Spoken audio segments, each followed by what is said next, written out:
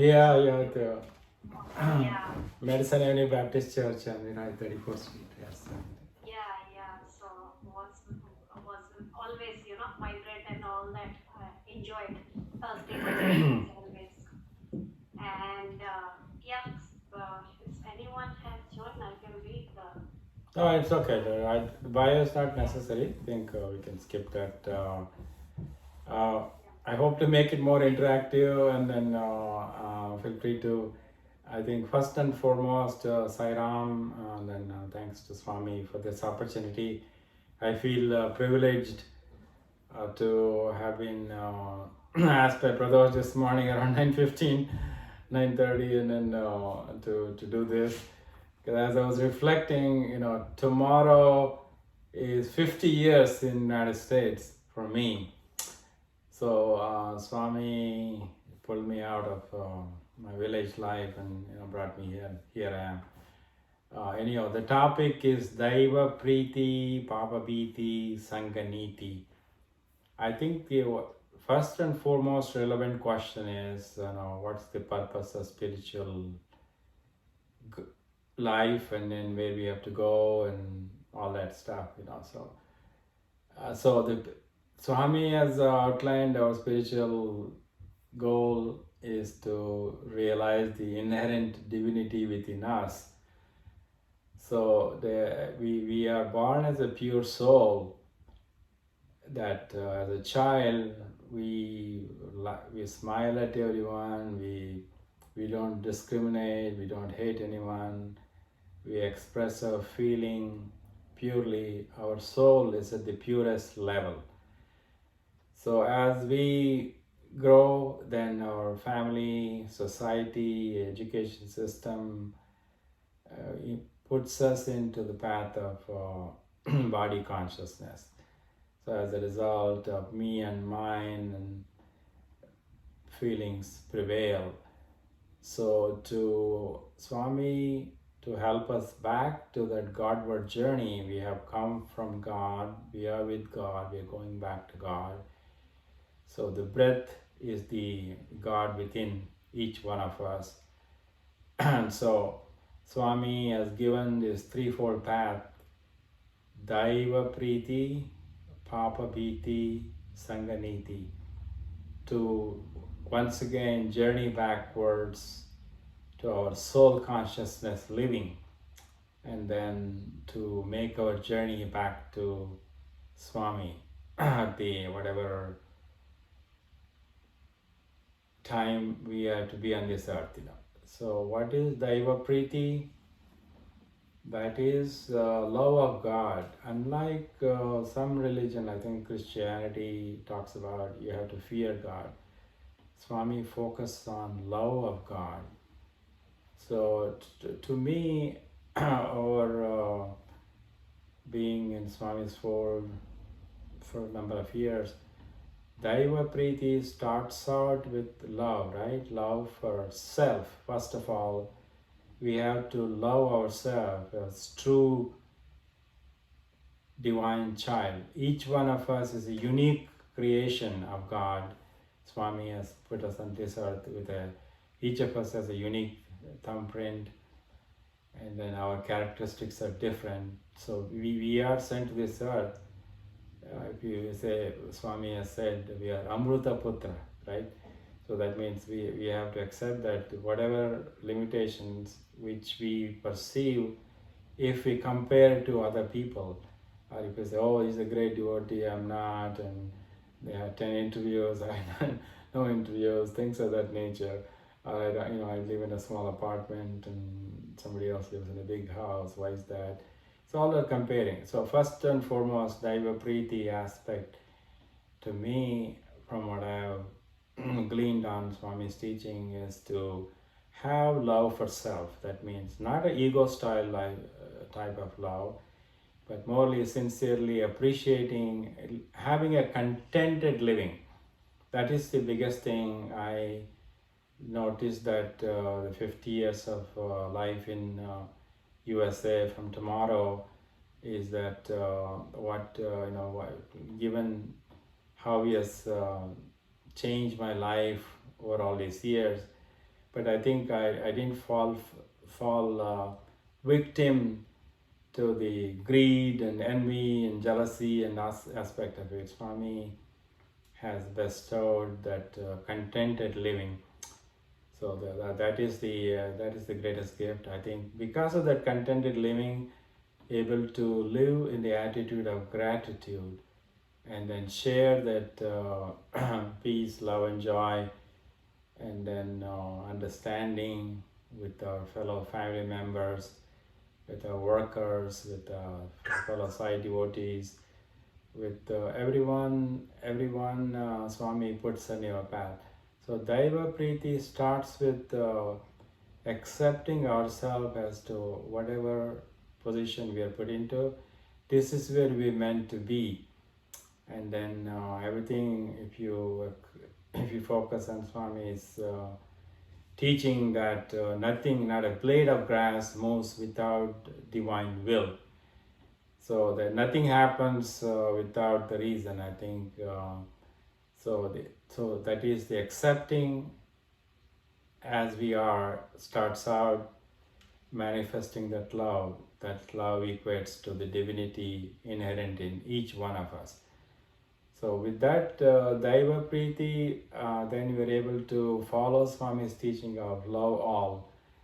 That because the same love, same compassion exists in each one of us, and each one is a unique soul sent to this earth to experience, have that divine experience in this human existence. So Papa Bheethi, so we have to remind ourselves to in that Godward journey, Daiva Preethi is one aspect. Next, Papa Bheethi. Papa Bheethi is to avoid the sin, basically not hurt anyone. Swami's greatest teaching is help ever, hurt never. So that's in thought, word, and deed. So the most powerful weapon each one of us has is our thought process. So when we send out positive thought to people around us, as well as beyond our immediate family circle, going beyond that, then we are not taking advantage of people. So Papa Bheethi comes in there to avoid taking advantage of people, hurting people, grabbing things, and more focusing on not taking so much, but also giving. Also, dharmic way of living, that is earn the money with the right approach, and then spend the money for a proper purpose. So that is the coexistence and the forgiveness, all those things comes in together, it's all tied in. So Papa Bheethi, once we have fear of sin, starting with love of God, Daiva Preethi, fear of sin, and then which is Papa Bheethi, Sanga Neethi will take care of itself, which means then we are likely to be a good person to our spouse, as a parent, as a brother, sister, co-worker. So Sanga Neethi will take care of itself, that we are doing righteous action, rightful conduct. So if you follow the path of these three, Daiva Preethi, Papa Bheethi, Sanga Neethi, then we are transcending out of the animal tendency to become a human. So we have to go from first to achieve to become a human, then focusing on becoming a divine. That is to have selfless love for all of creation, that feeling, that oneness of all of creation, where simply you look out what is the best thing for another person, not what's in it for me type of feeling. So with that, I will stop my comments. I encourage you, Sister Asha, Brother Amit, and I think two other people on the phone. I don't know who they are, whoever. Please ask me questions. I can, with the Swami's inspiration, I can share thought process. Hopefully, your questions are answered. Share your experience, please, as to Yeah, Satnam, can you hear? Yeah. Can you so, hear me, Saram? yeah, Sairam. Yes, Saram? Prabhu. Yeah, that iPhone is mine. Okay, I'm driving, use iPhone. Very good introduction, Raj, brother oneness. The distinction that you made up between Divya Preethi and Papa Bheethi. Many times we confuse the two. Okay, many times we say that there is the God is to be feared,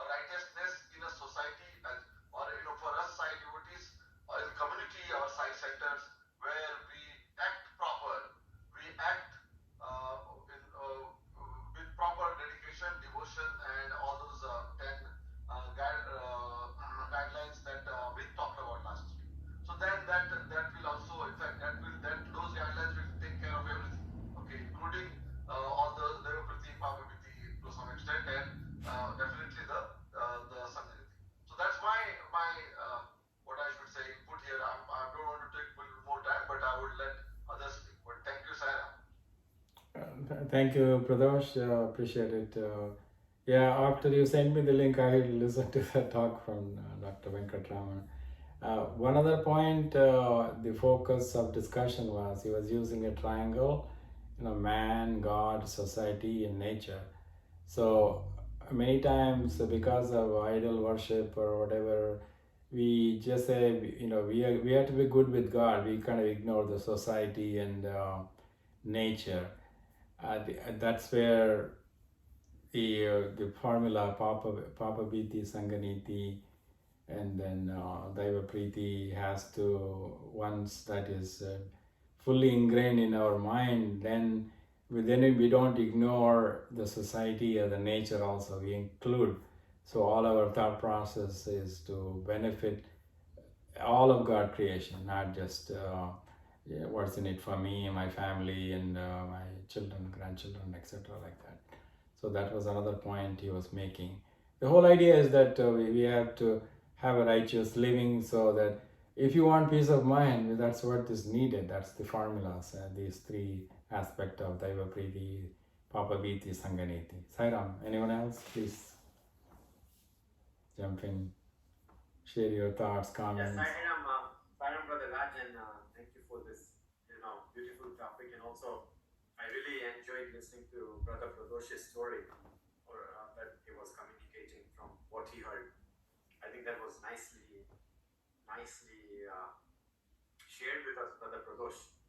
And as you are coming to the crux of it, so your connection started getting weaker. So my ears were perking more. So I wanted to make sure, I hear the best part of the story, which I did, which is what Swami's conclusion to that, So that was very good, Pradosh. And see, my I guess addition to this discussion is, that we should not take Swami for granted. It's very easy sometimes to take Swami for granted, right? And I think we have to always be conscious, because see, in my life, only Swami's blessing and grace is there, that I get his dreams exactly when I need them for my own spiritual transformation, not for transforming anybody else, including my family members. It's only for my own transformation and self-reflection. So I've had, one of my very strong dreams this year has been one where I was not able to get rid of a bad habit. And eventually I tried. And that night Swami came and said, look, here's what happens if you are not able to leave the world, and if the attachment, whatever it may be, here's what happens. And then I experienced him. There was a picture of Swami. In short, I will just say, I don't want to take too much time. There was a picture of Swami. I'm looking at him, and then all of a sudden, I start sinking down. I'm going down, and his picture is going up, right? Because I'm going down. That's it. It's him, it's his picture, and it's me. There is nothing else. There is absolutely nothing else. And his picture is there stuck. And I try to extend my hand out to him, because I am saying, Swami, I'm sinking. Here is, hold my hand. I think you're going to hold my hand, right? Expecting that Swami now will take out his hand and he will hold me so I don't sink further. And Swami kept smiling without taking his hand out. And I kept going more deeper down. So that was a very terrifying dream for me. Because Swami is saying, your own, whatever you are facing, as Pradosh said, it's not fear of Swami. It's fear of the world. It's the attachment, the sin, or whatever things that we are not able to shake away. That will drag us away from Swami. Swami is not going anywhere. He is exactly where he is. It's that we are drifting. We can drift away from it. So I think it's very important that there are different milestones in our spiritual journey. And as we come to those milestones, there will be a next milestone Swami will present to you. And then you hit that milestone, and there will be another one. So it's a journey. Eventually, the last milestone, of course, is Swami himself. It's an ultimate emergence, right? So it was amazing. And after that, I also had, quite a few other dreams. that was not my last dream. Because in the morning when I woke up, I was like, Swami, is that it? Like, is it? That's it? Is it over with us, the relationship? And Swami is like, no. So I had many other follow-up dreams since that dream, and the journey continues. I think we should not take Swami lightly, because he's always there to correct us. We just have to be in tune with him. That's it. It's like if we are not in tune, then all these confusions can happen, but as long as we are in tune with him and we look for the signs and we are paying attention to him, he will take care of us, is my belief. So I just wanted to add that. Sai Ram, Brother Amit, thank you for sharing that. So eventually you were pulled out of when you were going down. What happened after Swami smiled? No, after that I had a follow-up dream where Swami was in a robe, and Swami, actually I had 3-4 other dreams after that, in the next consecutive days. And one of them was Swami was in a stadium in the US Constitution, and somebody said a bad word to Swami, very bad word to Swami, and I was observing Swami, and Swami was smiling. So that was another kind of, both dreams are connected, because the situation I was going through was where somebody was, let's say, criticizing me for no wrongdoing of my own. And Swami in that second dream was a following up, saying that even if somebody criticizes God himself, I am God. Look at me, I'm just smiling and watching the show. So it was a lesson for me not to get caught up with any external criticism, just to keep smiling and continue to do what I'm doing, not to be distracted. So yes, there's additional follow-up to that situation in my life, and Swami was able to help me out. Yeah, Swami is a great teacher. I mean, he just let you fall enough, but he will. His invisible hand is always there to pull you up and yes. to. That's what I'm saying. We should never take him lightly. Yeah, because he is a very good teacher and he wants our good. So we have to just keep learning from him. Right. I mean, it's. I mean, one of the earlier quotations I learned many years ago from Swami was, and he's like our eyelids. I mean I forgot the correct word. He's watching the eyelids. Like the moment something close. Yes, brother. Yeah, Swami protect us like eyelids protects eyes. Thank you. That's he bless us and protect us. Yeah, so he's watching. I mean, even when we go far away, we don't think of Swami. Like Swami was absent in my life from 1980 to 1990 to 91 until I lost my job. Then it was just worldly things. But he didn't let me go. It just like being in a deep sleep, and you wake up and you start taking baby steps, as he says. Take one step, I take 100 steps towards you. That like that song. When I stray far away, bring me back again. So, anyone else, please share your thoughts and feelings and comments. Sairam, everyone. Yeah, Sairam Raj, very nice topic. And Brother Amit shared beautiful dreams. And I'm going to just say that, Swami, like Amit is very lucky. He has so much love for Swami that he's guiding him, teaching him, and also he's with him all the time. And other good thing is Amit is aware of this, that Swami is there for him. And what I would say, Swami has given multiple times for parents, the advice to parents is, it's not important. It's not important for parents to teach kids other things like even he says even reading, math, sports, nothing. The most important thing that parents should focus is to develop develop love for God. That is Divya Preethi, Papa Bheethi, and Sanga Neethi. Even if parents do this much to their children when they're younger, small, like then you don't have to worry about anything. That's what when kids are small, if parents can do that to their children, that is enough. That's what he has said in one of his discourse, and I always like to listen to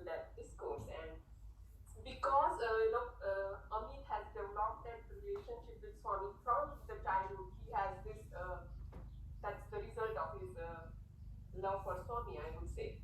And all three are equally important, I feel. Even when our children were growing up, I was always praying to Swami, Swami, please give them good companies, like give them satsang and sadbhavana. All the sadbhavana is good feeling. So mothers or parents can always pray to Swami to give good company to them. And once they are grown up, they of course they know what is right and wrong, and they will get attracted towards the right type of people who will help them to progress in the spiritual path. And I know there are so many things that we can talk about all three, but very, very nice topic. Thank you. Yeah, thank you, sister. Thank you. I think that's a very good point in terms of what guidance their parents can give, which will help in their later life. I think the love of God, fear of sin, I think that is a really long way to, it teaches them for the rest of their life, side on, side on. Anyone else? I will echo Sister Pratibha only. So I start early. That's the best key. If anyone can follow. I was also fortunate enough. Day one, I had only love for God only. I did not worry on all whatever God was keep taking things mother. I did not worry. As long as Swami is with you, Bhagwan is always with you. So with that, I felt my whole life, happy only, blissful. Whatever Swami is doing is good for me only. And I assure you, I just met Priscilla, Sister Pratibha. She was awesome. My goodness, all the way. Young children are also very, very busy. And apart from that, they take out the schedule.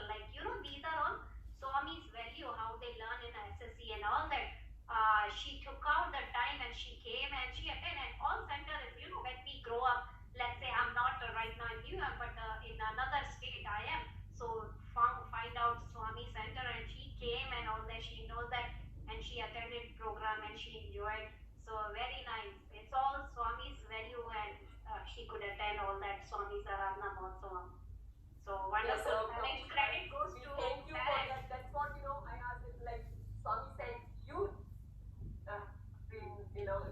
to invite her and all that. This is how Swami, I'm going to say that so many times Swami has helped, whatever wish I have for others also. Of course, for me, I can think about, because I'm grown up. I know what is right and wrong right now. But kids, we don't know.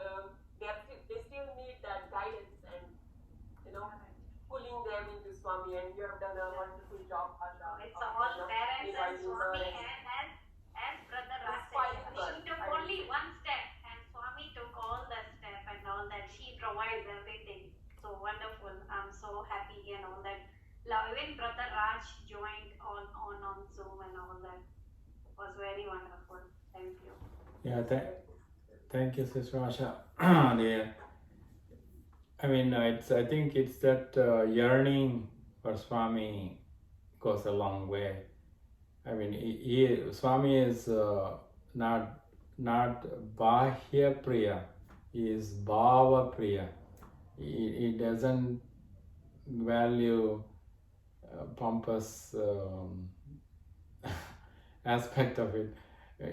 Your feeling is most important. I think your deep devotion, you and Sister Brother Amit and Sister Pratibha, what you have expressed in terms of how much affection is there for Swami goes a long way, and he reciprocates. He fills our cup. When the cup becomes empty, the cup of exuberant joy and bliss and all that stuff. So, Sairam. Any maybe question or anything, or should we conclude? Swami's Aradhana Mahotsava tomorrow. I think I would like to hear your reflection. How Swami has transformed you. You think Swami is happy with you or not happy with you, work in progress, whatever. I'm in work in progress, so I think that's something. So we have another 5-10 minutes, I guess. So let's continue till 4:15 as always. Okay. I'm driving, but I'll have some speaker phones on. Your question was really thought-provoking, Raj, about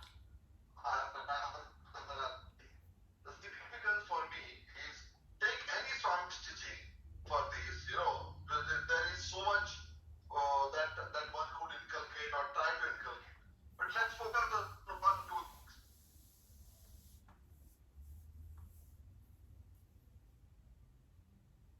That one thing and try to implement it in our life. Then similarly any other teaching, love all serve all. Okay, then the emphasis is on all. Okay, so love all serve all. It is not love only those people, as we talked about this in the past.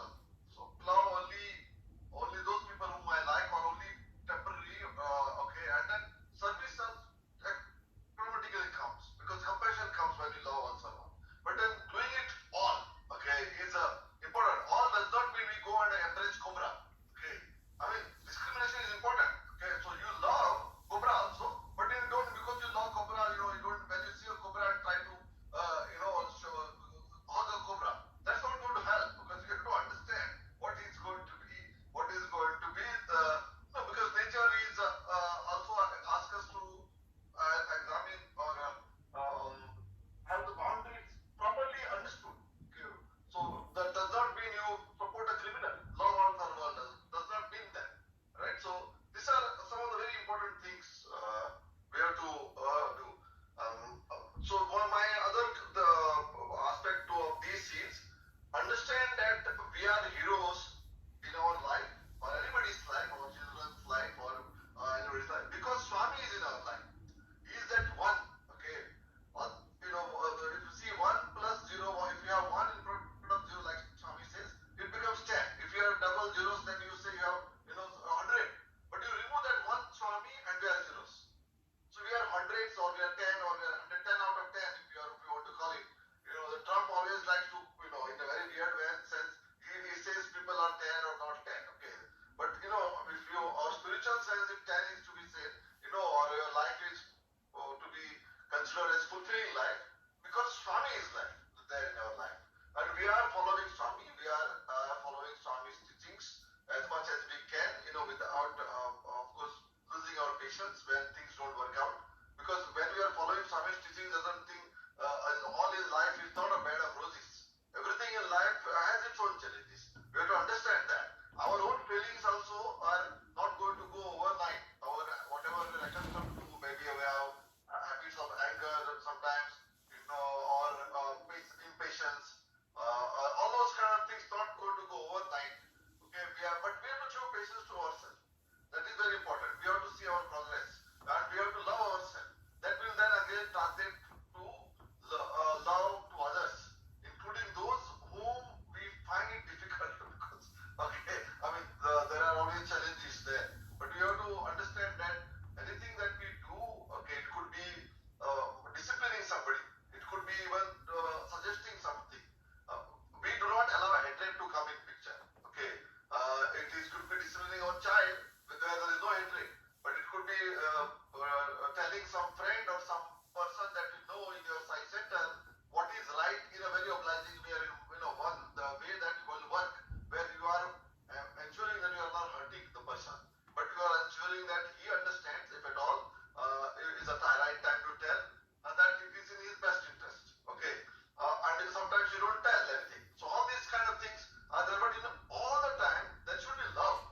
Okay, it does not have to translate into any kind of anger or jealousy or hatred or dislike of the person. Okay, so this is all I want to say as part of the Aradhana Demo song. Love all, serve all. If you take our teaching, partly love all. The first part is love all. If you want to practice this thing is important. I'll just go with that, and please let us have others speak. Please, Saira. Thank you, Brother Pradosh. Yeah, yeah, that's right. It's I think everything was very well explained. I think discrimination is also a good part in using that love all, serve all. At the same time, mistakes happen, then at least we have to promptly acknowledge and accept and ask for apology, and then try to make it whole. That it is. Sometimes it's difficult to mend the relationship. It's broken once it's broken. The relation becomes strained, but we can make our efforts to ask for forgiveness, and through our action, we can show that we genuinely repent the bad interaction. Saira, anyone else? Please. Yes, for me, this month, of course, is very special. But also, I just feel like, when Swami was present physically in India, and, growing up in Tanzania, there was always this concept, oh, Swami is there. They're referring to, India. There was always, a physical angle of the whole spiritual journey was based on physical reference. He's east of me, because, Tanzania is west of India. So I would always have that my whole life with Swami. After he went, yes, Puttaparthi is still there as a holy sacred place, right? But now it's been like Swami is in my living room with me right now. That's if I go outside, I feel Swami is now in the front yard. If I'm driving in the car, I feel he's with me, and he's even outside my car. So it has become Swami has become exponentially more powerful. Maybe he has become, I don't know what to say, more divine. He's always the same divinity, but for me, this month is special because I feel like Swami is everywhere. There is no place where he's not there. Everywhere. I was driving New Jersey a couple of weeks ago for practice, and all the trees that were lined up and on both sides of the roads, beautiful colors. I could feel like Swami was everywhere. I never had that feeling before. When he was physically present, it was oh, he's in the party, he's there. Is he thinking of me? I'm thinking of him. That was a relationship we had, but now it's he's everywhere. That's all that there is. So I feel it's better for me now in my journey than how it was before. Even when it was physically there, I feel I'm enjoying now more. So I think it's nice. Yeah, thank you, Brother Amit. Yeah, Swami talks about Antone, Kantane, Jantane, I'm above you, below you, around you, and all that. Yeah, as we dwell more on his teaching of Divya Preethi, then I think what the experience we had driving to New Jersey, experience the tree, nature, everything. Swami is there. It's all God's creation. It's all Him. It's just. We have to appreciate the creation, and more importantly, even more appreciate the Creator. So I think that sense of that Swami is there, and then everything is His divine will is an offering for me for the Aradhana day. So, yeah. But the challenging is if somebody says something to me, then that feeling dissipates a little bit, which is wrong. So that's what I'm working on is not to react if somebody. Yeah. That's where I think it's a hard part. Yeah, no, that's okay. That's the work in progress. I think in that Dr. Venkataraman's talk, it was mentioned. I think Narada went to see Narayana, and then I think this time he wanted to report that he has conquered the anger. Then Narayana challenged him, are you sure you have conquered the anger? And then, why are you doubting me? And Narada responds back. And meanwhile, he's raising his voice, and then let's say anger is something is very difficult to conquer. So that's the point Narayana made to Narada. And then Narada realized that, so it's a work in progress. Just being aware of it, that this is what to work on, or to transcend it. The transformation happens. I think so. Not to feel bad. I think not to. We cannot put ourselves down. We just have to say, okay, all right, you gave me a chance. Now let me work on it. Next time I won't react the same way, or at least I won't say anything. I take a deep breath, or bite my tongue, or drink a sip of water before I respond. to whatever I perceive to be negativity. Sairam. So Ramya Swami has even given steps to conquer anger. One of them is walking briskly for half a mile. So very specific, he said half a mile actually in Anil Kumar's translation. That was very interesting. Sairam. Sairam, yeah, in that context, like, we are married for almost 41 years, like, I mean, things happen. Sometimes you argue. Then my method is always go leave the house and go for a walk. When I come back, both are cooled down. Then you go from there. Not to add masala to the situation. Like when you stir up the pot, then the whole thing escalates. I think so. I view many of my family situation like a firefighter. Try to put out the fire. Try to diffuse the situation, and so Sairam, it's only Swami's grace, that's following it. Anyone else, please? Or it's almost 4:15. Should I conclude? Last thought? Yeah, if you have anything, brother, if you want to share. Okay, yeah. Aradhana Day, it's something. What happened up to from 95 to 2000, I was making 2 trips to Prashanti, and then those time period I was craving for an interview, which never happened. And a couple of times Swami came close by. One time he asked me, where is the man from New York? And then I tried to get up. He said he's calling me, but there were 3 people the third person in front of me, all the way in the front, was the gentleman from California, and then his Swami spoke to him right away. So what happened is, gradually reflecting on Swami's teaching, Divya Swarupalala, Advaita teaching, so that hit me hard. Then in 2000, when I went to, then I decided that, now, if we truly believe that there's no difference between him and me, then I should not be craving for that physical attention. I had to find the Swami within me. So from on 2000 onwards, I didn't crave to go back. And then so when Swami's Mahasamadhi time came, it really did not affect me in no way. It just simply that if you truly believe that you are God, I'm God, and more than being feeling of God, that the spark of divinity is within each of us. So the chip is inserted in each one of us. So we have the same thing. So so the physical proximity to Swami was that craving was gone. I think that transitioned into all these years to become Brother Oneness. So to constantly remind whoever willing to listen to me or don't listen to me, saying that Swami said, you are the embodiment of love. You are the embodiment, the truth, and realize it, be it, live it, and experience it. It is hard.